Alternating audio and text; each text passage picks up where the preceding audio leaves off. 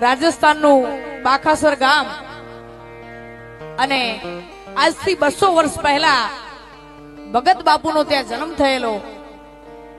200 વર્ષ પહેલાની વાત કરું બાપુ, 200 વર્ષ પહેલા ભગત બાપુનો જન્મ થયેલો અને અજમલજી નામ રાખેલું, રાજા અજમલ જેવું નામ, અજમલજી નામ રાખેલું બાપુનું।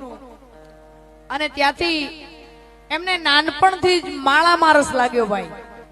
અલગ અલગ અલગ અલગ અલગ વિવિધ ભાગો હોય ને, કોઈને સંગીતમાં હોય, કોઈને ભણવામાં હોય, એમ બાપુને અલગ એવો માળામાં રસ લાગેલો, એમની ભક્તિમાં મન લીન થઈ ગયું ભાઈ।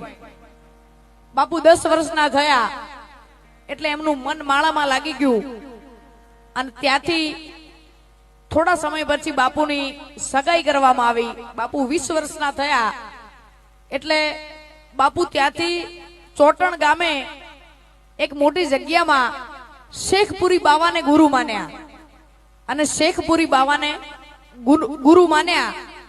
ત્યાંથી ચાલીને બાપુ બનાસકાંઠાની ધરતીમાં આવ્યા અને અલગ અલગ બાપુના પ્રતાપે તમે જાણો છો, કહેવાની જરૂર નથી।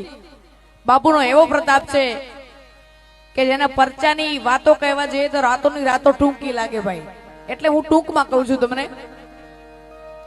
બાપુ એકવાર